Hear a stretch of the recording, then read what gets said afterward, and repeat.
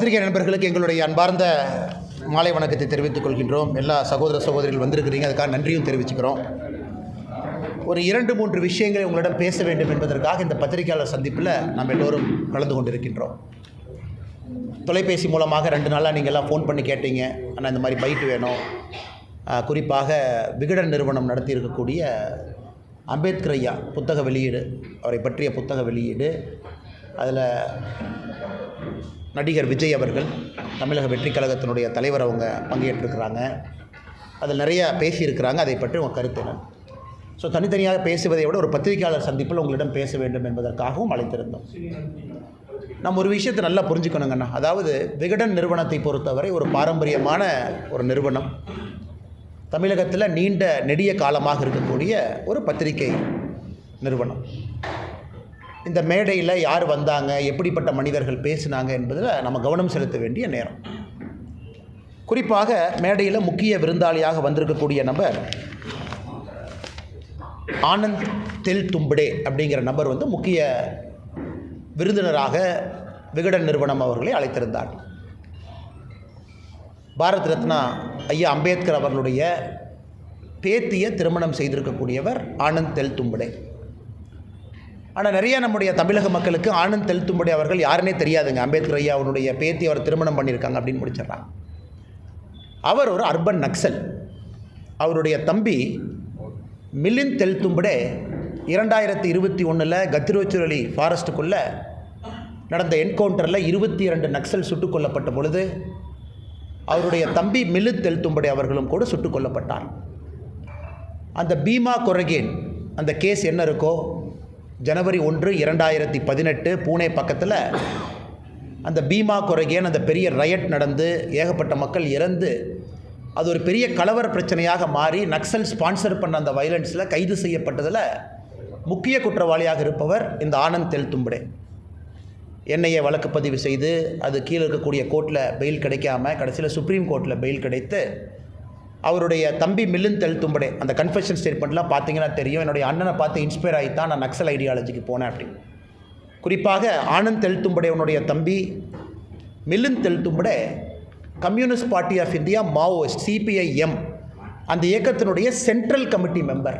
இவர்களுக்கு விகடன் ஒரு மேடை கொடுத்து பேச வேண்டும் என்று தமிழகத்தை அழைச்சிருக்கு. ஏன்னா தமிழகத்தின் நக்சல்லாம் கொண்டு வந்துடலான்னு ஐடியா பண்ணுறாங்களான்னு தெரியல. அடுத்தது ஒரு பெரிய லாட்ரி அதிபர், இந்தியாவில் ஒரு மிகப்பெரிய நபர், அவருடைய மருமகன். இத்தனை காலமாக திமுகவில் சபரீஷன் அவர்களுக்கு நெருக்கம். 2019 2024 வரை அந்த நிகழ்ச்சியை நடத்தின வாய்ஸ் ஆஃப் காமன்ஸ் அமைப்பினுடைய தலைவராக இருக்கக்கூடியவர், இன்றைக்கி VCK கட்சியினுடைய துணை பொதுச் செயலாளர்.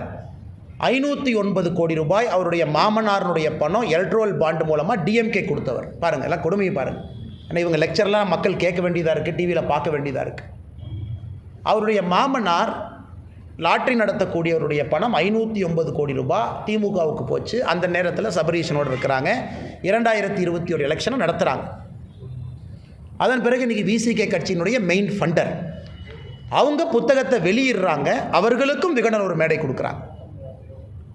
அந்த வெளியிட்டது மட்டும் இல்லை, அதில் அரசியல் கருத்துக்களை பேசுகிறாங்க. பாரதிய ஜனதா கட்சியும் தாக்கி பேசுகிறாங்க. இது இரண்டாவது. நீதியரசர் சந்துரு அவங்கள பற்றி நான் பேச விரும்பலை. அண்ணன் விஜய் அவர்கள் பேசியிருக்கிறாங்க, அந்த கருத்துக்கு நான் பதில் சொல்கிறேன். ஸோ அம்பேத்கர் ஐயாவுடைய புத்தகத்தை வெளியிடுறதுக்கு இந்தியாவில் உங்களுக்கு ஆளே கிடைக்கலையா? அந்த புத்தகத்தை தொகுக்கிறதுக்கு ஆளே கிடைக்கலையா? விஜய் அண்ணா அவர்கள் வாங்கட்டும், பேசட்டும், அவருடைய கருத்தெல்லாம் சொல்லட்டும். அரசியலுக்கு புதுசாக வந்திருக்கிறாங்க, அவருடைய கருத்தை தெரிந்துக்க வேண்டியது நம்முடைய கடமை. மக்கள் எல்லாம் எதிர்பார்ப்பாங்க, சரி என்ன பேசுகிறீங்க, அம்பேத்கர் ஐயாவை பற்றி உங்கள் பார்வை என்ன? விஜய் அவர்கள் பேசுவதற்கு முழு தகுதி உரிமை இருக்குன்னா கட்சி ஆரம்பிச்சிருக்காங்க, பேசு. எனக்கு இது போன்ற ஒரு முக்கியமான மேடையில் யார் வேண்டுமானாலும் பணம் இருந்தால் நானும் ஒரு புத்தகத்தை தொகுக்கலாம். என்னுடைய மாமனார் லாட்ரி அதிபராக இருந்தால் நானும் ஒரு 10 பேர்த்த கூப்பிட்டு 100 எஸ்ஸே எழுத சொல்லி ஒரு புத்தகத்தை பிரிண்ட் அடித்து நானும் மேடைக்கு போகலாம், நாம் ரிலீஸ் பண்ணலாம். அதனால் தமிழகத்தினுடைய அரசியல் போக்கு எந்த அளவுக்கு போகுது அப்படிங்கிறது தான் கேள்விக்குறி. அண்ணன் தொல் திருமாவளவன் அவர்கள் முக்கியமான தலைவர், இந்த நிகழ்ச்சிக்கு நான் போக மாட்டேன்னு ஒரு காரணம் சொல்லி போயிட்டார். ஆனால் அவருடைய துணை பொதுச் செயலர் போயிருக்காருன்னா கட்சி அண்ணன் திருமாவளவன் அவர் கையில் இருக்கா, இல்லை துணை பொதுச் செயலர் அவர் கையில் இருக்கா? இந்த கட்சிக்கு விடுதலை சிறுத்தைகள் கட்சிக்கு ஒரு தலைவரா, 2 தலைவரா? மேடையிலே கூட்டணியில் இருக்கக்கூடிய கட்சியை பற்றி பேசிய பிறகு கூட ஒரே கட்சியில் துணை பொதுச் செயலாளரும் தலைவர் அண்ணன் தொல் திருமாவளவன் இருக்கிறாங்கன்னா என்னை பொறுத்தவரை இந்த கட்சி அண்ணன் தொல் திருமாவளவன் அவர்கள் கட்டுப்பாட்டில் இல்லை. இந்த கட்சி அந்த லாட்டரி விற்பனை செய்யக்கூடியவருடைய மருமகனுடைய கையில் தான் அந்த கட்சி இருக்குது. தெளிவு அரசியல் தெரியக்கூடிய எல்லோருக்கும் தெரியும். உங்கள் கூட்டணியில் இருக்கக்கூடிய ஒரு கட்சியை, ஆளும் கட்சியை, உங்கள் கட்சியை சார்ந்த ஒரு முக்கியமான நபர் மேடையின் மீது விமர்சனம் செய்கிறாரு, அவர் மீது உங்களால் நடவடிக்கை எடுக்க முடியவில்லை என்றால் அந்த கட்சியினுடைய மெயின் ஃபண்டரை கை வைக்க திருமாவளவன் தயாராக இல்லை. இது தமிழகத்தில் குறிப்பாக திமுக தலைமையில் இருக்க கூட்டணி எப்படி இருக்குது அப்படின்னு காட்டுதுங்க. திமுக கூட்டணி எப்படி இருக்குது? எல்லாரும் பவரில் இருக்கிறனால ஒட்டி இருக்கிறாங்க, பணங்காசுக்காக ஒட்டி இருக்கிறாங்களா அப்படிங்கிற கேள்வியை இது எழுப்புகிறது. எதையும் தமிழகத்தினுடைய அரசியலை கவனிக்கக்கூடியவர்கள், தமிழகத்தினுடைய மக்கள் ரொம்ப உன்னிப்பாக கவனிக்கணும். அம்பேத்கர் ஐயாவுடைய புத்தகத்தை தொகுக்கறக்கு ஆள் இல்லையா? அந்த புத்தகத்துக்கு ஆனந்த் தெலும்படி அவர் தான் கிடைச்சாரா? அவர் பேசியிருக்கக்கூடிய வார்த்தைகள், பேச்சுக்கள், பீமே கொரகானில் அவருடைய ஸ்பீச்சு டிசம்பர் 31, 2017 பேசின ஸ்பீச்சுக்கு அடுத்த நாள் கலவரம், ஜனவரி 1, 2018. அவருடைய சொந்த தம்பி communist party, Maoist party, communist party of India மாவோயிஸ்டுடைய சென்ட்ரல் கமிட்டி மெம்பர் 22 நக்சலோடு சுட்டுக் கொல்லப்படுகின்றார். அது நீங்கள் சொல்லல, ஐயோ பிஜேபி ஆச்சு மகாராஷ்டிரா கொண்டீங்க, நம்ம மீடியா நம்பரில் அது காங்கிரஸ் ஆச்சுங்க, எங்காச்சும் இல்லைங்க. அப்போ 2021 நவம்பரில் அது உத்தவ் தாக்கரே அவர்கள் முதலமைச்சராக இருந்தார்கள், காங்கிரஸ் கூட்டணி ஆட்சி, சுட்டு கொண்டுட்டாங்க. இதையெல்லாம் தமிழகத்தினுடைய மக்கள் கவனிக்கணும். அதுதாங்க நான் காலையில் 6ஆம் தேதி அன்றைக்கி பேசினேன். அம்பேத்கர் ஐயாவை வைத்து எந்த அளவுக்கு அரசியல் வியாபாரம் தமிழகத்தில் நடைபெறுவது என்பதற்கு இந்த நிகழ்ச்சியும் ஒரு உதாரணம்.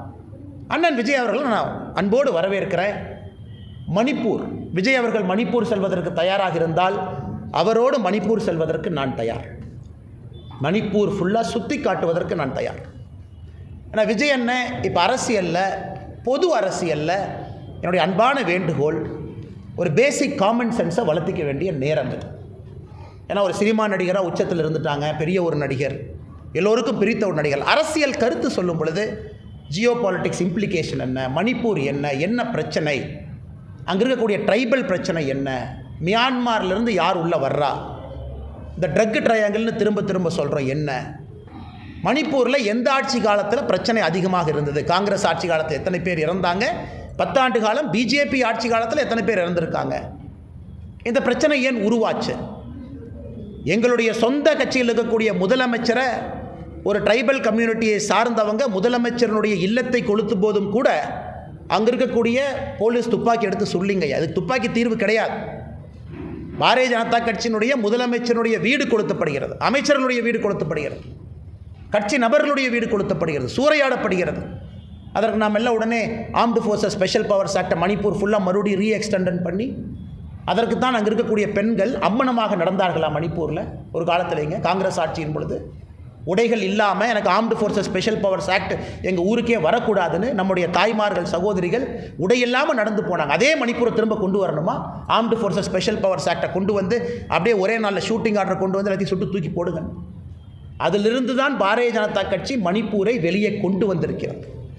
ஆனால் அண்ணன் விஜய் அவர்களுக்கு இதை சொல்ல வேண்டும் என்பது என்னுடைய அன்பான ஆசை. காரணம், புதுசு அரசியலுக்கு வந்திருக்காங்க, சில விஷயங்கள் அவர்கள் தெரிந்து கொள்ள வேண்டும் என்பதற்காக.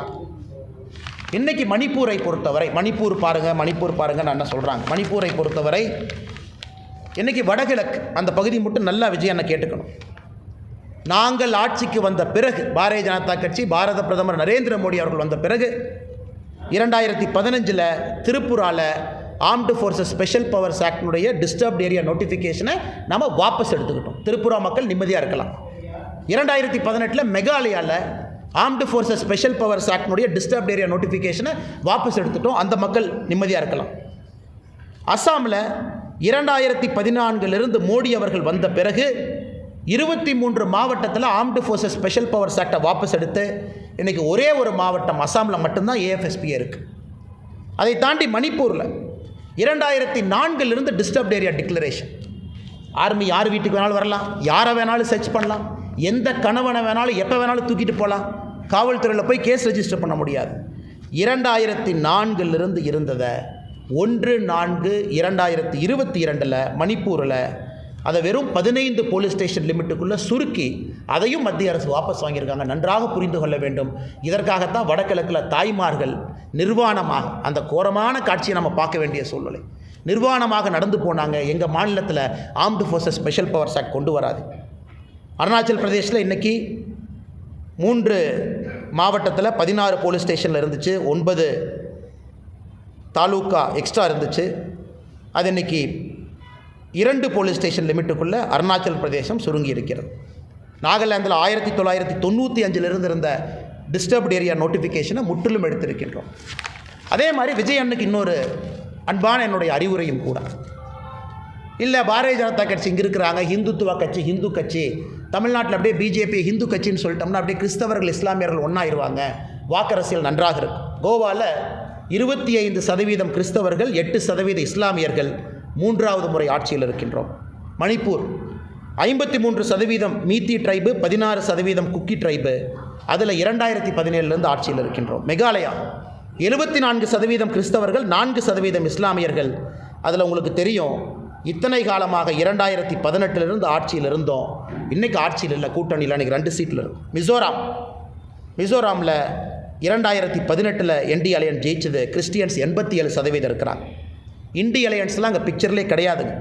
நாகாலாந்து கிறிஸ்டியன்ஸ் 87.9% இருக்கிறாங்க. 2018 எங்களுடைய கூட்டணி ஆட்சி இருக்குது, அதில் 18 எம்எல்ஏ பிஜேபி கையில் இருக்காங்க. அதனால் தமிழ்நாட்டில் யாராவது ஒரு கட்டுக்கதை கிளப்பறக்கு கிளம்பி இருந்தாங்களோ அவங்களுக்கு அன்பான வேண்டுகோள், தமிழகத்திலும் இஸ்லாமிய சகோதர சகோதரிகள், கிறிஸ்தவர்கள் பாரதிய ஜனதா கட்சியின் பக்கம் வர ஆரம்பித்திருக்கின்றார்கள், வந்து கொண்டே இருக்கின்றார்கள். இந்தியா முழுவதும் நடக்குதுங்க, தமிழ்நாடு மட்டும் விதிவிலக்கு இல்லை. அதனால் அந்த பொய்களை ஓரளவுக்கு தான் அரசியல்வாதிகள் பேச முடியும். பிஜேபி ஹிந்துத்துவா கட்சி அப்படியே ஒதுக்கி விட்டுரு, இந்த மாதிரி அரசியல் பண்ணுவோம். அண்ணன் திருமாவளவன் சொல்கிறாங்க, இந்தியா ஃபுல்லாக தலித் சமுதாயம், பட்டியலின சகோதர சகோதரிகள் பாரதிய ஜனதா கட்சியாமா, தமிழ்நாட்டில் மட்டும் அண்ணன் திருமாவளவன் அவங்க இருக்கிறனால நம்மக்கிட்ட வரலையாமா. அப்போ இந்தியா முழுவதும் வர்றாங்கன்னா, திருமாவளவனே கர்நாடகாவில் போய் பிரச்சாரம் பண்ணுறாரு. நான் கர்நாடகாவில் திருமாவளவனை பார்த்துருக்கேன், ரோட்டில் பேசியிருக்கேன். திருமாவளவனே மகாராஷ்டிரா பிரச்சாரத்துக்கு போகிறாங்க. தமிழ்நாட்டிலே எத்தனை காலத்திற்கு ஏமாற்றி வைத்திருப்பீர்கள்? அதுவும் உடையத்தான் போதும். பாரதிய ஜனதா கட்சியில் பட்டியலின சகோதர சகோதரிகள் பெருமளவில் வந்து கொண்டே இருக்கின்றார்கள், பெரிய பெரிய பொறுப்பில் இருக்கிறாங்க, மத்திய அமைச்சர்களாக இன்றைக்கி இருக்கிறாங்க. அதனால் அண்ணன் பேசலாம், இந்தியா முழுசும் வந்துட்டாங்கன்னு அண்ணன் திருமாவளவன் சொன்னதுக்கு ரொம்ப நன்றி. 2026 தமிழகத்திலும் சேர்ந்து முழுமையாக வந்து விட்டாருன்னு சொல்லுவீங்க. அதற்காக மிச்சம் இருக்கக்கூடிய நன்றி உங்களுக்காக பத்திரமா வச்சுக்கிறேன். அது 2026 மாநில தேர்தல் முடிந்த பிறகு திருமாவளவனுக்கு அந்த நன்றி மிச்சத்தை நான் சொல்லிடுறேன். ஆனால் இன்று நடந்திருப்பது புத்தக வெளியீட்டு விழா இல்லைங்க. தமிழகத்தில் தயவு செஞ்சு இந்த நக்சல் விதமான அரசியலை கொண்டு வந்துடாது. இந்த பீமா கொரகான் வயலன்ஸில் மிக முக்கியமான பேச்சு, அதாவது ஒரு ஒடுக்கப்பட்ட சமுதாயத்திற்கு திரும்ப உரிமை கிடைக்க வேண்டுமென்றால் மொத்தமாக கொளுத்தித்தான் அது கிடைக்க வேண்டுமென்றால் அதற்கும் தயார் அப்படிங்கிறாங்க. அதில் மிக முக்கியமாக அவங்க நடத்தக்கூடிய பத்திரிகையில் எழுதுகிறாங்க, if there is exploitation there should be rebellion, and if there is no rebellion then it is better than the city burns to ashes before sunrise. இந்த பேச்செல்லாம் மேடையில் பேசப்பட்ட பேச்சுக்கள் அடுத்த நாள் நடந்தது. அதனால் தயவு செய்து அன்பான வேண்டுகோள் பத்திரிகை நண்பர்களுக்கு, நம்ம இஷ்யூ போடுற எல்லா நண்பர்கள் மைக்கெடுத்து, அண்ணே இதை பற்றி கருத்து என்னண்ணே, மேடையில் யார் இருந்தாங்க, எதுக்கு கருத்து சொல்லணுங்க? லாட்டரி அதிபருடைய மருமகனை பற்றி கருத்து சொல்கிற அளவுக்கு இந்த கட்சி தரம் தாழ்ந்து சென்று விட்டதா? காந்தியவாதியா? ஒரு தலித் குடும்பத்தில் பிறந்து ஒரு எழுச்சி ஏற்படுத்தணும்னு வந்திருக்கிறாங்களா? பறவைகள் பறக்க பறக்க எச்சத்தை கீழே போடுவது போல அரசியல்வாதிகள் சில பேர் கட்சி மாறுறாங்க. அதற்கெல்லாம் பாரதிய ஜனதா கட்சி கருத்தை சொல்லி எங்களுடைய தரத்தை நாங்கள் தாழ்த்தி கொள்ள வேண்டுமா? 2021 தேர்தலுக்கு சபரீஷனோடு 509 கோடி ரூபாய் மாமனாரனுடைய பணம். மன்னராட்சி அன்றைக்கி சொல்கிறீங்களே, மன்னராட்சியை கொண்டு வந்தது யார்? மன்னராட்சிக்கு உறுதுணையாக இருந்தது யார்? விசிகே கட்சியில் சேர்ந்து துணை பொதுச் செயலரோட பதவி வாங்கியவுடன் வாழ்த்து முதல்ல யார்கிட்ட வாங்கினீங்க? ஸ்டாலினை அடுத்தால வாழ்த்து வாங்கினீங்க. ரெண்டே சிரிச்சுட்டு போஸ்ட் கொடுக்கலையா? ஆளும் கட்சிக்கு எதிராக இருக்கக்கூடிய ஓட்டை பிரிப்பதற்கு சதியா இது? திமுகவுக்கு எதிராக தமிழகத்தில் எவ்வளோ ஓட்டு இருக்கு தம்பி, நீங்கள் அப்படியே அந்த பக்கம் போய் அந்த கட்சிக்கு போகிற மாதிரி போங்க. திமுக தொடர்ந்து ஆட்சியில் இருக்க வேண்டும் என்றால் திமுகவுக்கு எதிராக இருக்கக்கூடிய மக்கள் ஓட்டை 3ஆக பிரிப்போம். அதற்காக இது திமுக நடத்துகிற சதியா? அந்த லாட்டரி அதிபருடைய மருமகனை வெளியனுப்பிச்சு கட்சி தாவி ஒரு நெரேட்டிவ் செட் பண்ணி ஓட்டை பிரியும். இதையெல்லாம் தமிழக மக்கள் பார்க்கத்தான் போகிறாங்க. எதற்காக நான் இவ்வளோ ஓப்பனாக பேசுகிறேன்னாங்க, மக்களுக்கு தெரியணும் ஆனந்த் தெல்தும்படை யாருன்னு தெரியும், பேக்ரவுண்ட் என்னன்னு தெரியும், எதற்காக 4 வருஷம் ஜெயிலில் இருந்தாருன்னு தெரியும், அவர் தம்பி யாருன்னு தெரியும். அதனால் விகடன் நிறுவனத்திற்கு அன்பான வேண்டும், 1008 பிரச்சனைகள் இருந்தாலும் கூட நேஷனல் செக்யூரிட்டியில் காம்ப்ரமைஸ் பண்ணாதீங்க. சந்துரு ஐயாவை கூப்பிடுங்க, வெளியிடுங்க. விஜயை வாங்க சொல்லுங்க. யார் புத்தகத்தை வெளியிடுவதற்கு, தொகுப்பதற்கு எவ்வளவு பெரிய நிறுவனங்கள், தொகுப்பதற்கு எத்தனை பேர் தமிழகத்தில் அம்பேத்கர் ஐயா அவருடைய கொள்கைகளை பின்பற்றவங்க எத்தனாயிரம் பேர் இருக்கிறாங்க. எங்கள் கொள்கைகளை ஏற்றுக்கொள்ளாதவர்கள் அத்தனாயிரம் பேர் இருக்காங்க. அவங்கள கூப்பிட்டு வெளியிடுங்க. அதனால் பெரிய விழாவாக நடத்தி அதில் கான்ட்ரவர்சியலாக பேசி அதில் 2 கருத்துக்கள் ஏற்று 2 பேர்த்துக்கு திரிக்கிறத பாரதிய ஜனதா கட்சி வன்மையாக கண்டிக்கின்றோம், மிக வன்மையாக. இப்போ தயவு செஞ்சு மணிப்பூரை பற்றி யாராச்சும் பேசுகிறீங்கன்னா, நான் எந்த வேலையாக இருந்தாலும் சரி, அண்ணன் விஜயாக இருந்தாலும் தமிழகத்தில் இருக்கக்கூடிய அரசியல் தலைவர், நீங்கள் மணிப்பூர் வர்ற அன்னைக்கு நான் வர்றேன். நான் மணிப்பூர் கூட்டிகிட்டு போகிறேன். பாரதிய ஜனதா கட்சி உங்களை அழைத்து செல்லும். மணிப்பூரில் இருக்கக்கூடிய பாரதிய ஜனதா கட்சி எந்த இடத்த பார்க்கணும் நான் கூட்டிகிட்டு போகிறோம். பார்ப்போம். கலவரம் யார் வந்தது? பாரதிய ஜனதா கட்சி உருவாக்கிய கலவரமா இது? மியான்மர்லேருந்து யாரை புஷ் பண்ணிகிட்டு இருக்காங்க? சைனா மியான்மருக்கு ஏன் உதவி செய்கிறான்? ஜியோ பாலிட்டிக்ஸ் அங்கே என்ன நடக்குதுங்க? மணிப்பூரில் எவ்வளோ ட்ரக் சீசர் நடந்திருக்கு என்டிஏ ஆட்சிக்கு பிறகு பாருங்கள். காங்கிரஸினுடைய மொத்த 10 ஆண்டு கால ஆட்சியில், காங்கிரஸினுடைய மொத்த 10 ஆண்டு கால ஆட்சியில் 2004 14 வரை வடகிழக்கில் மொத்தமாக ட்ரக்ஸ், எல்லா மலையிலையும் ட்ரக்ஸ், எல்லா மலையில் விளைவிக்கிறாங்க.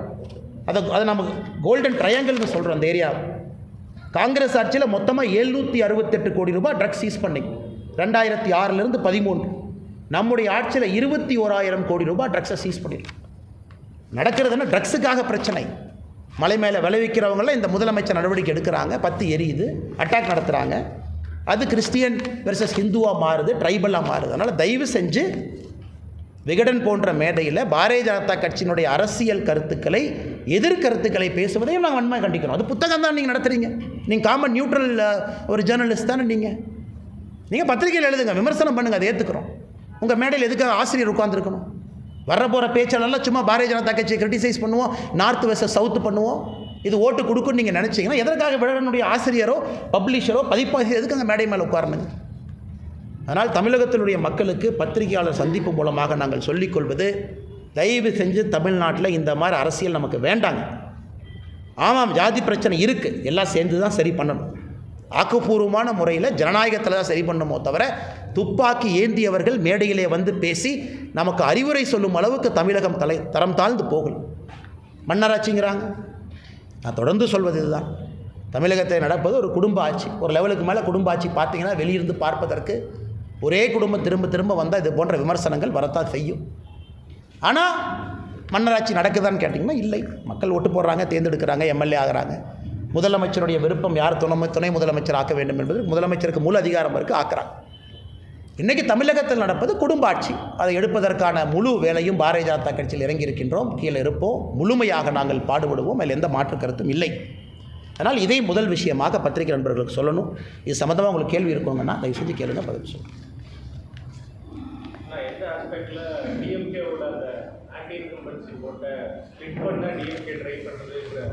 ஆனால் ஒரு யூகத்தை உங்கள் முன்னாடி வைக்கிறேங்கண்ணா. நேற்று வரை நண்பர்கள் அந்த இவரும் அங்கே இருக்கக்கூடிய சபரீஷனும் ஒன்றா போகிறாங்க, சுற்றுறாங்க. 2021 ஸ்ட்ராட்டஜி ஒன்றா போடுறாங்க. பெண் அமைப்புக்கெல்லாம் தனித்தனியாக டிஎம்கே ஒரு பெண் அமைப்புன்னு ஒன்று வச்சுருக்காங்க, அதை ஆரம்பிக்கிறாங்க. அதன் பிறகு அப்படியே விசிகேக்கு போகிறாங்க. விசிகேயில் இருக்கும் பொழுது இந்த பிரச்சனையை பேசலையே. உங்களுக்கு திமுக பிரச்சனையாக இருந்தால் விசிகே கூட்டணி கட்சியில் ஏன் போய் சேரணும்? ஏன் வேறு கட்சியாக தமிழ்நாட்டு இல்லையா? வேறு யாருமே பட்டியலின சகோதர சகோதரிகளுக்காக வேலை செய்யலையா? எதிர்கட்சியில் போய் ஜாயின் பண்ணலாமே. அதே கூட்டத்தில் இருக்கக்கூடிய கட்சியில் ஜாயின் பண்ணி கன்டினியூ பண்ணுறீங்க. திருச்சி மாநாடு போடுறீங்க, அதுக்கு தலைவரில் கூப்பிட்றீங்க, அதுக்கு ஸ்பான்சர் பண்ணுறீங்க. அதன் பிறகு திடீரென்று திமுகவை விமர்சிக்க வேண்டிய காரணம் என்னன்னு தான் மக்கள் கேட்குறாங்க. அப்போ என்ன நீங்களாம் சேர்ந்து நாடகம் ஆடுறீங்களா? இது திமுக, திருமாவளவன், இந்த லாட்ரி அதிபருடைய மருமகன் 3 பேர் உட்காந்து நீங்களே கேம் ஆடி புதுசாக இந்த கட்சிக்கு ஒரு அனுப்பு, அந்த கட்சிக்கு ஒரு அனுப்பு, ஓட்டை பிரிக்கலாம். அது என்னுடைய ஐயத்தை வெளிப்படுத்துகின்றேன், மக்களுடைய ஐயத்தை. இல்லாட்டி நீங்கள் ஆக்ஷன் எடுங்க. ஏன் ஆக்ஷன் எடுக்கலை? இல்லை ஒரு பேசுகிறது தப்பு. ஒரு சின்ன பையன் ட்விட்டரில் ஒரு மெசேஜை போட்டால் 10 நிமிஷத்தில் தூக்குற கட்சி. முதலமைச்சர் அசிங்கமாக பேசியிருக்காங்க. நாங்கள் பேசுவது வேறு, முதலமைச்சருடைய குறைகளை சுட்டி காட்டுவது வேறு. அப்போ மன்னராட்சின்னு அதே கூட்டத்தில் பண்ணுறாங்கன்னா திருமாவளவன் ஏன் நடவடிக்கை எடுக்கலை? அப்போ என்ன அர்த்தங்கன்னா இந்த கட்சிக்கு அவரு தலைவரா இன்னொருத்தர் தலைவரா? இதைத்தான் நான் கேட்குறேன். அதனால் நான் கேட்பது புத்தகத்தை வெளியிடுங்க, விஜயண்ணா பேசுங்க, எல்லாம் பண்ணுங்கள், ஆதாரத்தின் அடிப்படையில் பேசுவோம். சும்மா வாய்க்கு வந்தது மணிப்பூர் அப்படியே பேசிட்டு போயிடலாம். வந்து 2% கட்சி பரவாயில்லைங்க. எங்களை மாதிரி சாதாரண ஆட்கள் 2%, 4%, 6%, 12% எல்லாம் வந்துடும். கட்சி இத்தனை பேர் உழைச்சி கொண்டாந்துட்டாங்க. அடுத்து 30% போயிடும். அதனால் சும்மா அப்படியே மேடையில் வர வேண்டியது ஒரு விகடன் போன்ற ஒரு முக்கியமான ஒரு பத்திரிகை, அந்த மேடையில் அரசியல் பேச வேண்டியது என்னங்க அது? நான் இதுவரை மரியாதையாக தமிழகத்தில் எல்லோருக்கும் மரியாதை கொடுக்க வேண்டும் என்று தான் அரசியல் பண்ணுறோம். ஆனால் இது போன்ற பேசினா நம்ம தரவுகளின் அடிப்படையில் பேச வேண்டி வருதுங்கண்ணா. மணிப்பூரை பற்றி தெரியணும், ஜாகிரஃபி என்ன, மணிப்பூர் ஹிஸ்ட்ரி என்ன, மேப்பில் எங்கே இருக்குது, மணிப்பூருக்கும் மியான்மருக்கு எவ்வளோ தூரம், ஏன் அதை நம்ம ட்ரக் ட்ரையாங்கல்னு சொல்கிறோம், எதுவும் தெரியாமல் மணிப்பூர் ஜியோ பாலிட்டிக்ஸ். ஏன் மணிப்பூர் பற்றியற வேண்டும் என்று சைனா நினைக்குது, ஏன் மியான்மர் நினைக்குது, ஏன் நம்ம கடுமையான ஆக்ஷனுக்கு போகாமல் இருக்கோங்கண்ணா? 2 ட்ரைபல் சண்டை போடுறாங்க, துப்பாக்கி சூடு நடத்தி நாளை காலையில் குக்கியும் ஏற்றி நீங்கள் சமாதானப்படுத்திடுவீங்களா? இதெல்லாம் 100 ஆண்டுகளாக இருக்கக்கூடிய பிரச்சனை. மலை மேலே குரூப் இருக்காங்க, மலைக்கு கீழே குரூப் இருக்காங்க. மலை கீழே இருக்கிற குரூப்பு மேலே போய் நிலத்தை வாங்க முடியாது. அந்த பிரச்சனை தான் இந்த பிரச்சனை. ஹைகோர்ட் ஜட்ஜு தீர்ப்பு கொடுக்குறார், ஒரு கம்யூனிட்டி ட்ரைபல் ஆக்கு. இன்றைக்கி எல்லா விதமான விதத்தையும் கையாண்டு பிரச்சனைக்கு நார்த் ஈஸ்ட்டில் அது தமிழ்நாடு மாதிரி கிடையாதுங்கண்ணா. High tribal identity. சொந்த சீஃப் மினிஸ்டருடைய வீட்டை கொளுத்தும் போது நாங்கள் துப்பாக்கிச்சூடு நடத்தாமல் இருக்கோம். ஏன்னா துப்பாக்கிச்சூடு தீர்வு கிடையாது. அதுக்கு மறுபடியும் நார்த் ஈஸ்ட் பற்றி எறியணும், மறுபடியும் தாய்மார்கள் உடை உடுத்தாமல் ரோட்டுக்கு வரணும், மறுபடியும் ஆர்ம்டு ஃபோர்ஸஸ் ஸ்பெஷல் பவர்ஸ் ஆக்டை எடுங்கன்னு சொல்லணும். இது ஒரே நாளில் ஏஎஃப்பிஎஸ்பியை கொண்டு ஆர்மி 10 காலத்தை இறக்கி ஷூட்டட் சைட் ஆர்டர் கொடுத்து 24 ஹவர்ஸில் கொண்டு வர தெரியாதாங்கண்ணா. இது 20 ஆண்டுகள் கழித்து இந்த அமைதி வந்திருக்கு, இந்த பிரச்சனை வெடிக்கிறதுக்கு முன்னாடி. அதனால் கொஞ்சம் ஜாகிரஃபி ஹிஸ்ட்ரி தெரிஞ்சுக்கிட்டு பேசணும் என்ன நடக்குது. அதான் அன்பான வேண்டுகோளை தவிர வேறு எதுவும் என்னுடைய வேண்டுகோள் இல்லைங்கண்ணா. ஆமாம், அன்பரசன் பிளாக் டிக்கெட்டுக்கும் அதே போல் லாட்ரி சீட்டுக்கும் ஃபோட்டோ போட்டி அப்படின்னு சொல்லியிருக்கேன்.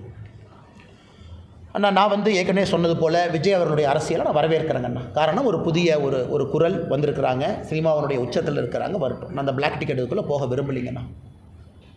பட் நீங்கள் சொல்லக்கூடிய இன்னொரு நபர் இஸ் அ ப்ரூவன் பிளேயர், கிளியராக 508 crore 2019 24 வரைக்கும் அவருடைய மாமனார் டிஎம்கே கொடுத்த எலக்ட்ரோல் பாண்ட், மாமனார் கொடுத்தது 500. அந்த பீரியடில் இவர் கூட இருக்கார், இல்லை ஸ்ட்ராட்டஜிஸ்ட். இந்த புகைப்படங்கள் இருக்குது, நீங்கள் செக் பண்ணலாம். ஸ்டாலின் அவர்களோட புகைப்படம் எடுக்கிறாங்க, எல்லாம் எடுக்கிறாங்க. இப்போ ட்ராமா பண்ண வேண்டிய அவசியம் இல்லை.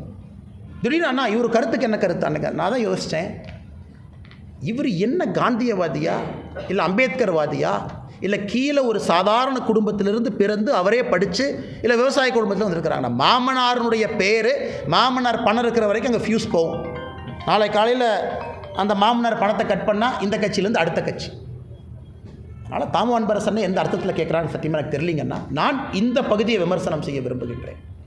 அதனால் தயவு செய்து விகடன் போன்ற ஒரு நிறுவனம் மேடையை கொடுக்கும் பொழுது யாருக்கு கொடுக்குறோம் என்பது மிக முக்கியம். இதுதான் திரும்ப திரும்ப நான் சொல்லக்கூடிய கருத்து. தமிழகத்தில் அது போன்ற அரசியல் வேண்டாம். அந்த ரிபல்லியஸ் பாலிடிக்ஸ், பீமா கொரகான் என்ன நடந்துச்சுன்னு எல்லாத்துக்குமே தெரியுங்கண்ணா. அது வேண்டாம் என்பது, ஏன்னா யாருமே இந்த கோணத்தில் பேசலைங்க. நான் பேச வேண்டாம் என்று தான் இருந்தேன். ஆனால் பேசுகிற சர்ச்சை எல்லாமே இவங்க என்ன சொன்னாங்க, இவங்க என்ன சொன்னாங்க, அப்படியே உண்மை சொல்லணுமல்லண்ணா. நான் எதுக்கு தெல்தும்படையை பற்றி பேசுகிறேன்னு இத்தனை நாளாக பொறுமையாக இருந்தேன். பட் இருந்தாலும் பேச வேண்டிய கட்டாயம், அவர் பேக்ரவுண்ட் யாருன்னு சொல்ல வேண்டிய கட்டாயம். ஆனால் இந்த மின் கொள்முதல் சுத்தமாக ஏற்கனவே அதிமுக அப்படின்னு சொல்லி முன்னாள் பாஜக சேர்ந்தவர்கள் அந்த மின் கொள்முதல் சம்பந்தமாக கருத்து தெரிவிச்சிருக்காரு. அதில் ஜாமீன் அமைச்சர்னு சொல்லியிருக்காரு. பாஜகவில் ஏற்கனவே ஜாமீன் அமைச்சர்கள் இருக்கிறாங்க, அது அவங்களுக்கு தெரியாத கேள்வி. எனக்கு தெரியாதுங்கண்ணா. பாஜகவில் இருக்கக்கூடிய ஜாமீன் அமைச்சர்கள் சத்தியமாக எனக்கு தெரியாதுங்கண்ணா. அதாவது ஓராண்டுக்கு மேலே சிறையிலிருந்து, ஓராண்டுக்கு மேலே பல முறை பெயில் ரிஜெக்ட் ஆகி, அவருடைய சொந்த தம்பி அவர்கள் ஆளக்கூடிய மாநிலத்தில் இன்றைக்கி அப்ஸ்காண்டிங்காக இருக்கார். இவர் அமைச்சர், சத்தியப்பிரமாணம் எடுத்த அமைச்சர். இவருடைய சொந்த தம்பி வாண்டட் அக்யூஸ்ட் ஆஃப் இடி. பிடித்து கொடுக்க வேண்டிய கடமை தமிழக காவல்துறைக்கு இருக்குது. காவல்துறையை கையில் வைத்திருக்கக்கூடிய முதலமைச்சர் சொல்கிறாரு கோயம்புத்தூரில், என்னுடைய மகன் உட்பட 35 அமைச்சரில் பெஸ்ட் அமைச்சர் இவராமா. ஆனால் ஒரு நாள் அமைச்சர் ஆவார், தை வந்துருச்சுங்கன்னா பெஸ்ட் அமைச்சர் இவருன்னு ஒருத்தர் காட்டுறாரு. அவருடைய தம்பி இடி கேஸில் அக்யூஸ்டு, இன்னும் அப்ஸ்காண்டிங். தமிழ்நாட்டில் எங்கே இருக்காரு எல்லாத்துக்குமே தெரியும். கரூர் போனீங்கன்னா இன்றைக்கி நைட் தூக்கிட்டு வந்துடலாம் அவர் காலையில். ஆனால் காவல்துறை கைது பண்ணாது. அப்போ நான் ஜாமீன் அமைச்சர்னு சொல்லாமல் என்ன சொல்கிறதுங்கண்ணா? இதை உச்சநீதிமன்றம் சொல்கிறாங்க.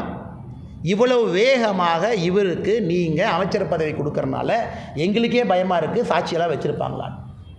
13ஆம் தேதி பொறுத்திருப்போம், என்ன உச்சநீதிமன்றத்தில் சொல்கிறாங்கன்னு பார்ப்போம். அப்போ நான் ஜாமீன் அமைச்சர் என்று சொன்னதில் என்னென்னா தப்பு. ரெண்டாவது, நான் கேட்ட கேள்வி, அதானி அம்பானி பிஜேபி நீங்கள் கொடுத்தீங்களே, சரி இது அதிமுகவில் கொடுத்தாங்க, நான் கொடுக்கல. அதுக்கப்புறம் 77 கோடி ரூபாய் கொடுத்தீங்களே கமுத்தியில், அது என்னோடய செகண்ட் அறிக்கையில் இருக்குங்கண்ணா.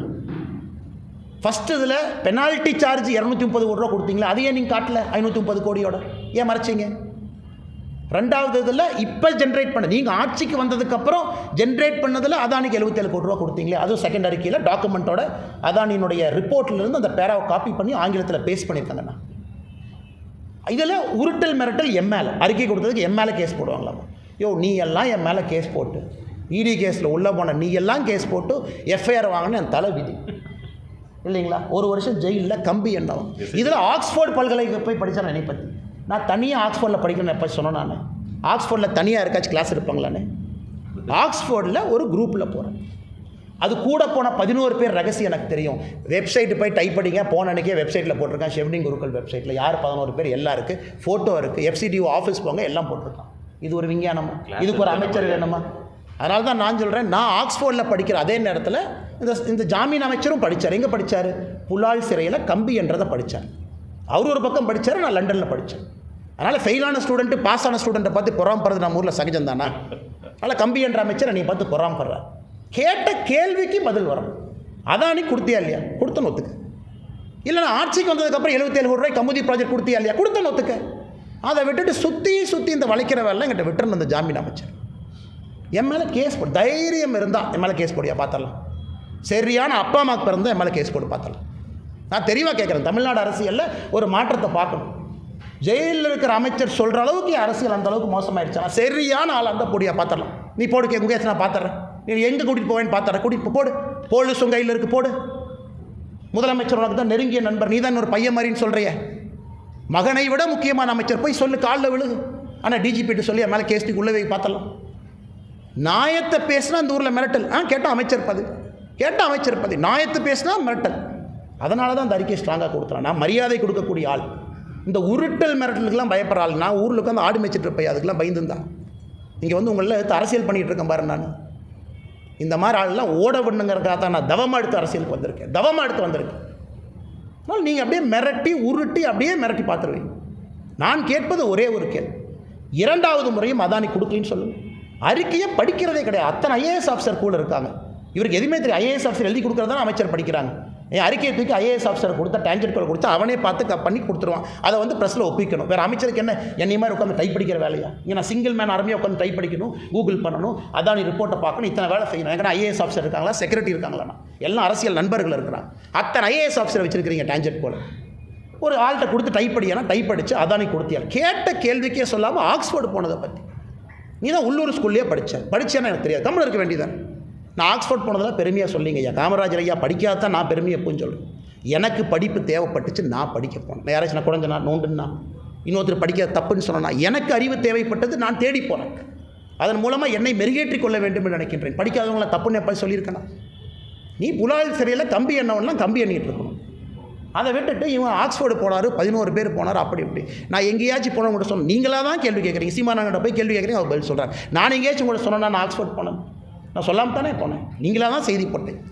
ஆனால் மறுபடியும் திமுக அமைச்சர்களுக்கு சொல்லக்கொள்ள விரும்புகின்றேன், மறுபடியும் நான் கிளாக்கை ரீவைண்ட் பண்ணி 1 வருஷத்துக்கு பின்னாடி போக விரும்பலை. ஆரோக்கியமான அரசியலை பண்ணுங்கள். நானும் ஆரோக்கியமான இந்த தெருநாய் மாதிரி மோப்பம் பிடிக்காத வேலை. நாங்கள் ஆரோக்கியமான அரசியல் செய்வதற்காக வந்திருக்கேன்.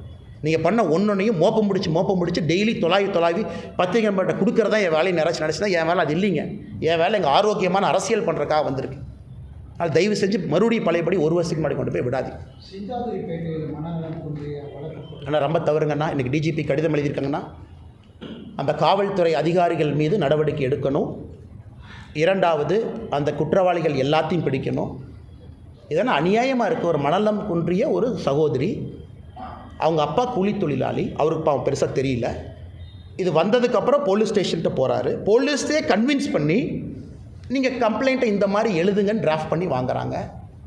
அதில் அக்யூஸ்டு கூப்பிட்டு வார்ன் பண்ணி விடுறாங்க. தமிழகத்தினுடைய காவல்துறை எந்த அளவுக்கு அதல பாதாளத்திற்கு போயிருக்குங்கிறது இதை விட உதாரணம் எதுவும் இல்லைங்க. மனநலம் குன்றிய ஒரு சகோதரிக்கு தான் first right of protection state கொடுக்கணும். ஸ்டேட்னுடைய வேலை அது. ஏன்னா அவங்க ஹெல்ப்லெஸ், அவங்க உடம்பு அவங்க கையில் இல்லை, அவங்க கண்ட்ரோலில் அவங்க உடம்பு இல்லை. யார் அவங்களை எப்படி பயன்படுத்துகிறாங்கன்னே அந்த சகோதரிக்கு தெரியாது. அப்படி இருக்கும் பொழுது ஒரு அரசனுடைய முதல் வேலை அந்த சகோதரிக்கு ஹெல்ப் பண்ணுறது.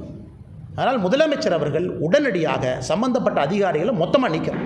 எப்போவுமே காவல்துறையை சப்போர்ட் பண்ணி பேசுகிற ஆள் நான். இதில் ஏற்றுக்கவே முடியாது சார், ஏற்றுக்க முடியாது. போலீஸ் ஸ்டேஷன் ரேப் பண்ணவங்களை கூப்பிட்டு சமாதானப்படுத்தி போப்பா தம்பின். அதுக்கப்புறம் அந்த சகோதரியினுடைய மாமா அதை கண்டுபிடிச்சி, IT ஊழியர் அவர், அவர் திரும்ப போலீஸ் அப்ரோச் பண்ணி ரீகம்ப்ளைண்ட் கொடுத்து ஏதோ 2 பேர்த்த பிடிச்சிருக்கிறாங்க. நாளை காலையில் டிஜிபி அவர்கள் நேரில் சந்தித்து பாரதிய ஜனதா கட்சியினுடைய மாநில துணைத் தலைவர் கருநாகராஜன் இந்த பெட்டிஷனை கொடுக்குறோம். காவல்துறையின் மீது நடவடிக்கை எடுக்க வேண்டும், எல்லாத்தையும் கைது பண்ணணும், ஸ்பெஷல் கோர்ட்டு கொண்டு போகணும். அப்பொழுது மட்டும்தான். ஆனால் நீங்கள் பாருங்கண்ணா, ஆனால் நம்ம தயவு செஞ்சு ஒரு நிமிஷம் நம்மளைய மனநலம் குன்றிய சகோதரி ஷூவில் போட்டு பார்ப்போங்கண்ணா. ஒரு நிமிஷம். என் உடம்பே என் கண்ட்ரோல் இல்லைங்கண்ணா. எனக்கு என் பாடி என்னன்னு எனக்கு தெரியாதுங்கண்ணா. இதை ஒரு காமுகன் பயன்படுத்துகிறான்னு அவனை சும்மா விடலாமண்ணா. இதை ஒருத்த பயன்படுத்துகிறான், அந்த சகோதரிக்கே அவங்க யாருன்னு தெரியாதப்ப இதை ஒருத்த பயன்படுத்தும் பொழுது காவல்துறையின் நடவடிக்கை எப்படி இருக்கும்? அதனால் இது மிக மிக கொச்சைத்தனமான கீழ்த்தரமான ஒரு செயல். காவல்துறை நடவடிக்கை எடுத்து தங்களுடைய பெருமையை திரும்ப மீட்டுக்கொள்ள வேண்டும்.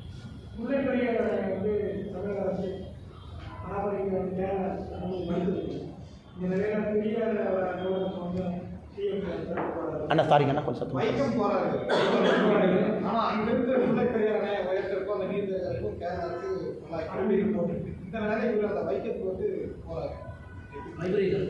அதான் இது இந்திய அலையன்ஸில் இருக்கக்கூடிய ஒரு காமெடிங்கண்ணா, இந்தியா முழுசுமே. அதாவது நான் 2024 பொறுத்த வரைக்கும் நண்பர்கள், அதுக்கப்புறம் பக்கத்து மாநிலத்துக்கு பேருக்கு நண்பர்கள், ஆனால் எங்களுக்குள்ள 1008 பிரச்சனை இருக்கும், நாங்கள் தீர்க்க மாட்டோம். இன்றைக்கி வைக்கம் போராட்டம் நடந்த இடத்துல அதை நினைவுபடுத்தக்கூடிய நாளுக்கு நாங்கள் போகிறோம், இதெல்லாம் காட்டுறோன்னு சொல்லக்கூடியவர்கள் வாயை திறந்து இப்போ நீங்கள் கேட்டால் முதலமைச்சர் ஐயா சொல்லுவாங்க, அதை விட முக்கியமான விஷயத்தை பேச போனது. லாஸ்ட் டைம் பெங்களூர் போயிட்டு வந்தாங்க, ஐயாலாம் கேட்டீங்க, பத்திரிகை நண்பர்களானே பேசுனீங்களானே, நம்ம காவிரி தண்ணி விட சொன்னீங்களானே, அதை விட முக்கியமாக பேச போனது. இப்போ முதலமைச்சர் அவர்களுக்கு ஞாபகப்படுத்துகிறோம், அவரோ ஒரு அமைச்சரோ செல்லும் பொழுது, ஐயா இதை விட முக்கியம் தமிழகத்துக்கு எது இல்லை, மதுரை பகுதி வைகை பாசனம் அந்த முழு பகுதிக்கும் இதை விட முக்கியம் எது இல்லை, தேனி பகுதி முழுசாக இதை விட முக்கியம் எது இல்லை, தயவு செஞ்சு இதை பேசிட்டு வைக்கம் போராட்டத்துக்கு போய் ஸ்டேஜில் நீங்கள் கொடுக்குற ஸ்பீச்செல்லாம் கொடுத்துட்டு பத்திரமா வாங்கய்யா. தயவு செய்து கேரள அரசு குறிப்பாக தமிழகத்தினுடைய உரிமை எப்படி மறுக்கிறாங்கன்னு பேசி எழுத்துப்பூர்வமாக கொடுத்துட்டு வாங்க, அப்போ நாங்கள் பாராட்டோம்.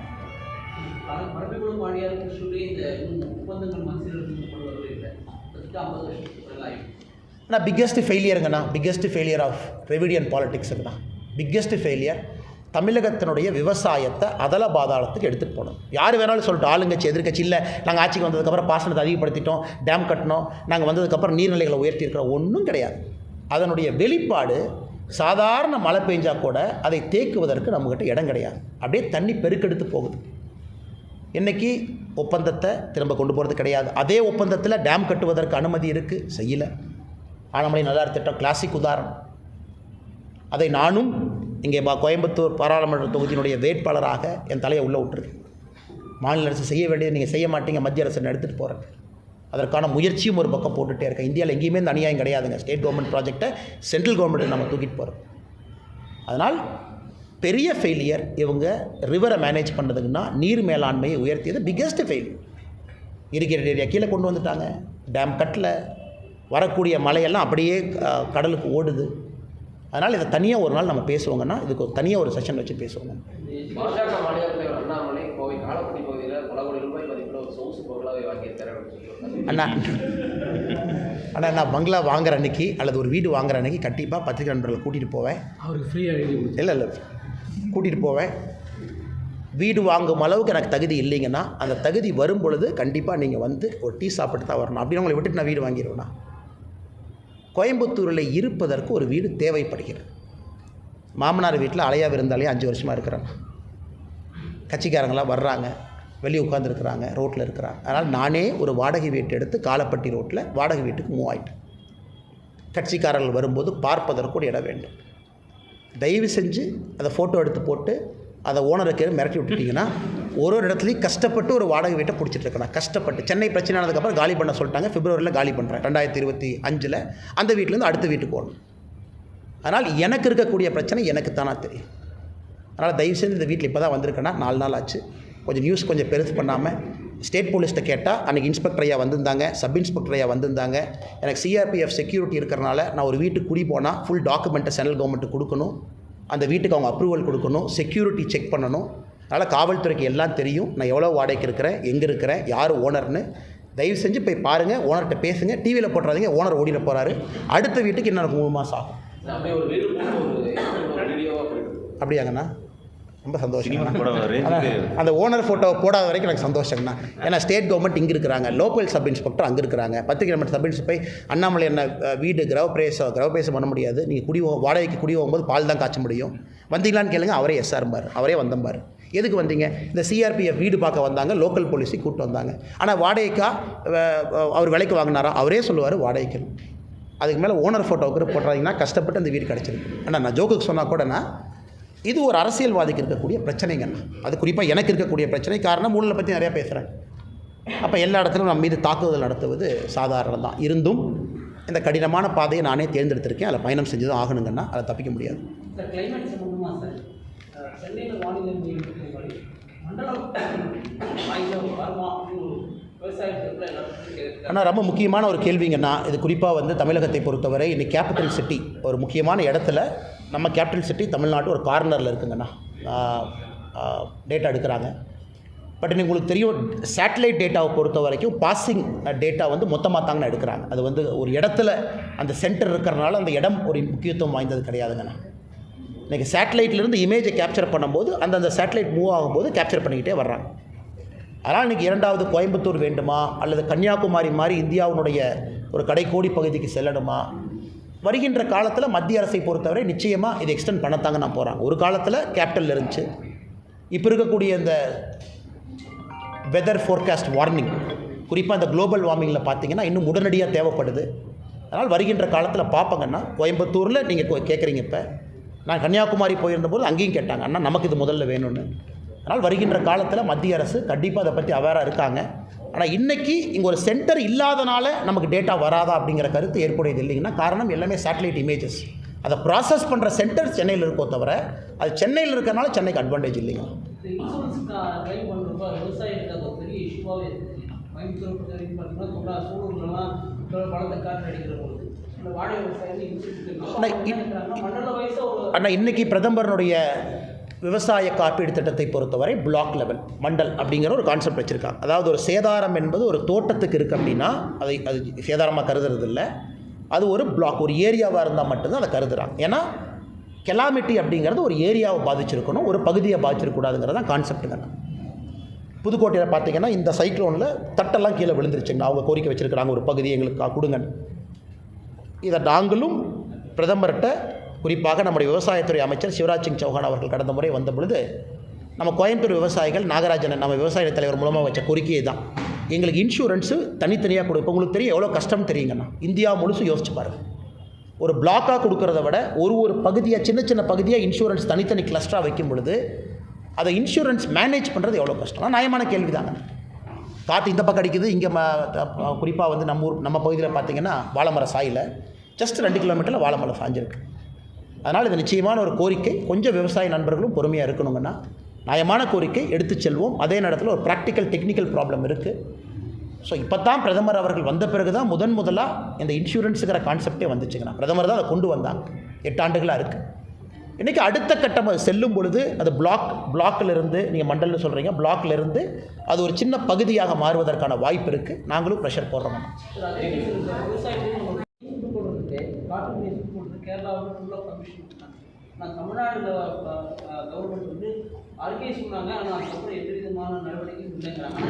விவசாய பயிர்கள் எல்லாமே முற்றிலுமாக. ஆனால் எனக்கு இது ஐடியா இல்லைங்கன்னா, ஒருவேளை மத்திய அரசு இந்தியாவில் எங்கேயாவது மத்திய அரசு அனுமதி வேணுமா எனக்கு தெரியலைங்கன்னா, நான் ஸ்டடி பண்ணிட்டு உங்களுக்கு பதில் சொல்கிறேன். இது வந்து மாநில அரசு அனுமதி கொடுக்கணுமா இல்லை மத்திய அரசுக்கிட்ட பர்மிஷன் வாங்கணுமான்னு அதனால் தெரிந்து கொண்டு நான் சொல்கிறேன். நான் கரெக்டாக ஐடியா இல்லைங்கண்ணா. கேரளாவில் வந்து மாநில அரசே கொடுத்தாங்களா இல்லை மத்திய அரசு அனுமதி கொடுத்தாங்களான்னு தெரியல.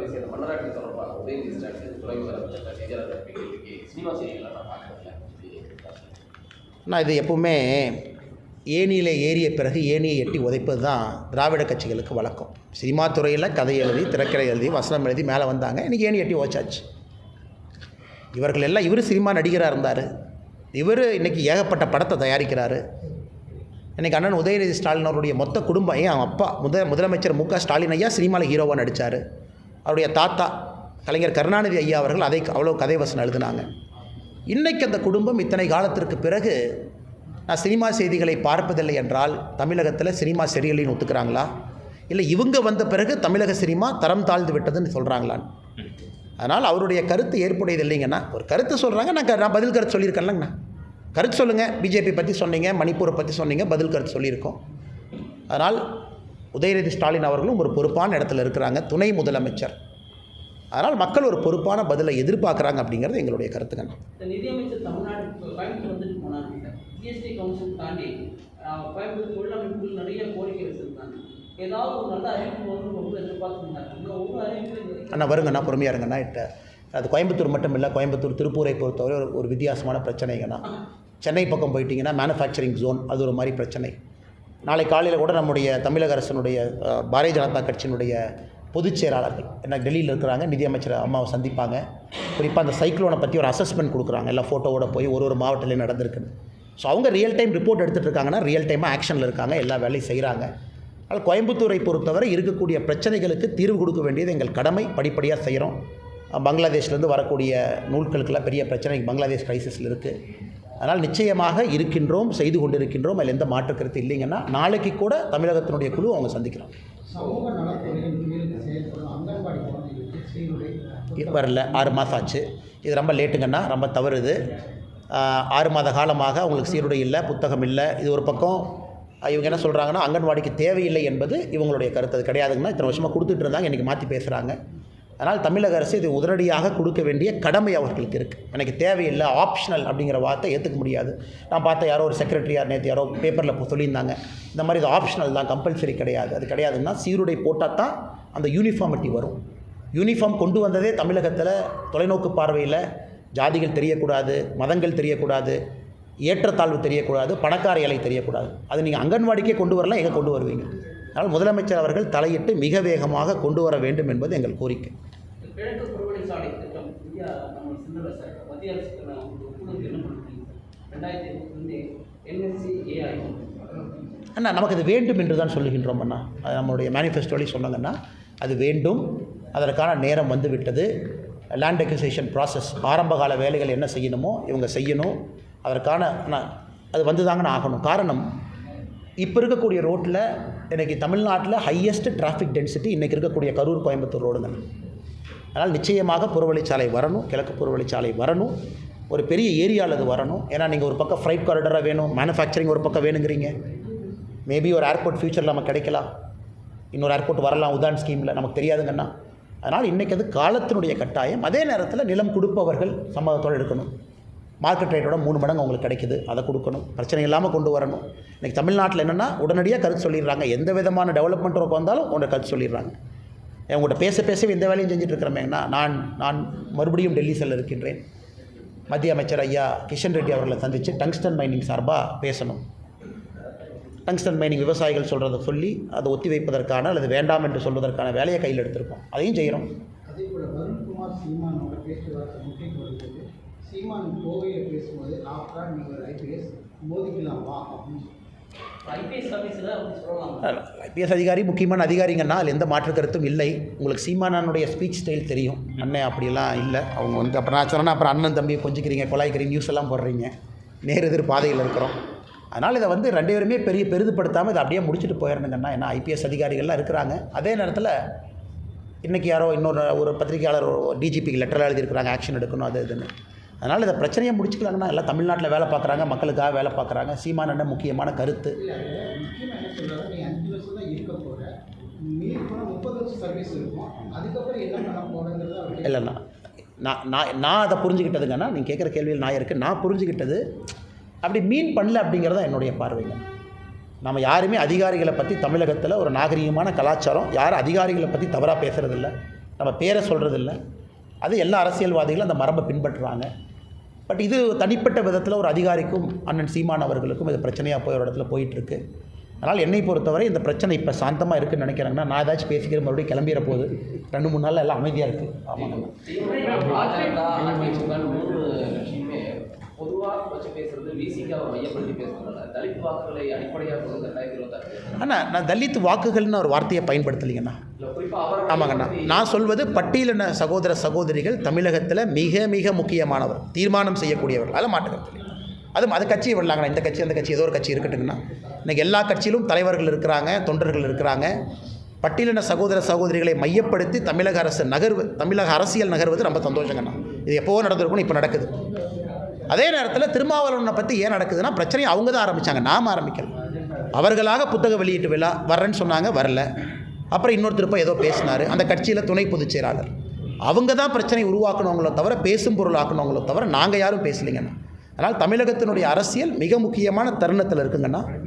பட்டியலின சகோதர சகோதரிகளுக்கு உரிய அரசியல் அங்கீகாரம் கொடுத்து உயர்ந்த பதவிகளுக்கு அவங்க வரணும். தமிழக அரசியல் இத்தனை நாளாக இல்லை. அது நடக்கும் பொழுது அரசியல் முழுமை பெறுவதாக நான் பார்க்கின்றேன்.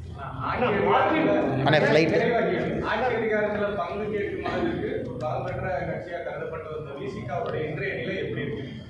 நான் திருமாவளவனை நீங்கள் என்ன சொன்னாலுங்கன்னா ரொம்ப சாமர்த்தியமான ஒரு தலைவர். Is a very exceptional political brain. அவருடைய நகர்வுகள், மூமெண்ட்டு, தமிழக அரசியலில் ஒரு தனிப்பெரும் ஆளுமையாக வந்ததெல்லாம் ஒரு சாதாரண வேலையில். அவர் ஒரு எக்ஸப்ஷனல் பிரெயினுங்கண்ணா, அதில் மாற்று கருத்து இல்லை. ஆனால் இப்போ நடந்திருப்பது திருமாவளவன் அண்ணனுக்கு பெருமை சேர்க்கவில்லை என்கின்ற கருத்தை தான் நான் பதிவு பண்ணிகிட்ருக்கேன். ஆனால் இன்றைக்கி நடந்திருப்பது திருமாவளவனுடைய பெருமைக்கு பெருமை இல்லை. அது என்னென்னமோ ஆகி எப்படியோ போய் அது ஏதோ பேசி எப்படியோ போயிட்டாங்கண்ணா. கூட்டணியில் இருந்து கொண்டு தர்ம சங்கடம், கூட்டணியில் இருந்து கொண்டு பேச்சுக்கள் தர்ம சங்கடம், நடவடிக்கை எடுக்க முடியாத கைகள் கட்டப்பட்டு இருக்கிறது. இது திருமாவளவனுடைய அரசியல் வாழ்க்கையை பார்க்கும்பொழுது ஒரு எக்ஸப்ஷனல் பொலிட்டீஷியனுக்கு குறிப்பாக இது நடந்திருக்கக்கூடாது, கையாண்ட விதம் சரியில்லை என்பது எங்களுடைய கருத்து. அப்போ ஆக்ஷன் எடுக்க வேண்டியதானுங்கண்ணா. அப்போ நமக்கே சந்தேகம் வருது இல்லைங்கண்ணா, தலைவர் நீங்களா இல்லை தலைவரன் தம்பியா, நமக்கு ஒரு டவுட் வருது இல்லைங்கண்ணா. நீங்கள் முதலமைச்சரை கிரிட்டிசைஸ் பண்ணுறீங்க. முதலமைச்சரை கிரிட்டிசைஸ் பண்ண பிறகு அந்த கூட்டணியில் கன்டினியூ பண்ணுவாங்கண்ணா. முதலமைச்சரை கிரிட்டிசைஸ் பண்ணால் முடிஞ்சு போச்சு, கிளம்பியாச்சு. அதன் பிறகும் நாங்கள் நடவடிக்கை எடுப்பதற்கு பரிசீலித்து கொண்டிருக்கின்றோம். என்ன சந்தேகம் வருது இல்லைங்கண்ணா. ஐயா, விசிகா கட்சி யார் கையில் இருக்குன்னு தெரியல, நீங்கள் சொன்னீங்க. திருமாவளவனுக்கு என்ன பதில் சொல்லியிருக்காரு? அதுக்குள்ளே பதில் சொல்லிட்டாராங்கண்ணா. என்னென்ன அநியாயம். நான் தான் இந்த புத்தக வெளியீட்டு விழாக்கு போக சொல்லியிருக்கேன், போக சொன்னேன்ட்டு அவர். சரிங்கண்ணா. அப்போ அவர் பேசின கருத்துக்களுக்கு இவர் ஏற்புடையதாக இருக்கணும்ல. இப்போ நான் ஏபி முருகானந்தன், எஸ்ஆர் சேகரன் மாவட்ட தலைவர்கள் இருக்கிறாங்க.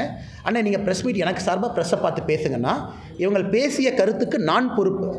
நாளைக்கு நான் இல்லை இவங்க சும்மா பேசினாங்கன்னா நண்பர்கள், நீங்கள் சீனியர் பீப்புள் கேட்பீங்க, அப்புறம் நீங்கள் எதுக்கு மாநில தலைவராக இருக்கீங்க? சரி, திருமாவளவன் சொல்கிறாங்கன்னா என்னோட இரண்டாவது கேள்வி, ஐயா அவர் பேசிய கருத்துக்கு நீங்கள் பொறுப்பேற்கிறீங்களா? இல்லை நான் தான் அனுப்பினேன். இப்போ பாருங்கள், அவர் இன்னும் பிரச்சனையில் மாற்றார். நான் தான் அனுப்பியிருக்கின்றேன் என்று சொன்னால் அந்த கருத்துக்கள் யாருடைய கருத்து? அதனால் மறுபடியும் சொல்கிறேன்னா, திருமாவளவன் எக்ஸப்ஷனல் பிரில்லியன்ட் பொலிட்டீஷியன், அவர் மைண்ட், பொலிட்டிக்கல் மைண்ட். ஆனால் இந்த விஷயம் ஹேண்ட்லிங் ரொம்ப தவறுங்கன்னா, ரொம்ப எங்கேயோ போயிடுச்சு. நன்றி தலைவா. ஃப்ளைட்டு வாக்சின் 550 கோடி ரூபாய் திமுக கொடுத்ததாக அப்படின்னு சொல்லி எலெக்ஷன் பண்ண சொல்றீங்க. ஆனால் திமுக பிஜேபிக்கும் 1000 கோடி கொடுத்துருக்கப்படும். ஆனால் கரெக்டுண்ணே, நான் அதை எங்கேயுமே மறுக்கலிங்கன்னா. அது ஓப்பன் டாக்குமெண்ட். நான் சொல்வது, இன்னைக்கு மார்ட்டின் அவர்களுடைய மருமகனாக நீங்கள் மேடைக்கு திமுகவை கிரிட்டிசைஸ் பண்ணுறீங்க. அதே திமுகவுக்கு தான் நீங்கள் பணம் வாங்கி கொடுத்தீங்க 2019 24 வரை. அதைத்தான் நான் சொல்கிறேன். எங்கேயும் நீங்கள் சம்மந்தப்பட்ட நபர் இந்த கட்சிக்கு மம்தா பானர்ஜி கொடுத்தாங்க பார்த்தாங்க. பாரதிய ஜனதா கட்சி எல்லோருக்கும் தெரியும். அதில் பெர் கேபிட்டாவில் பாருங்கள், ஹையஸ்ட் டிஎம்கே வாங்கியிருக்கு. நான் யாரையும் புனிதப்படுத்திங்க பேசலீங்கன்னா. நான் சொல்வது, மேடையில் நீங்கள் ஒரு கருத்து சொல்கிறீங்கன்னா அந்த கருத்தை ஏன் சொல்கிறீங்கன்னு தான் நான் கேட்குறேன். கருத்து சொல்வதற்கான காரணம் என்ன, பேக்ரவுண்டு என்ன இருக்குது, அதான் என்னுடைய காரணம். பைங்க, தேங்க்யூ.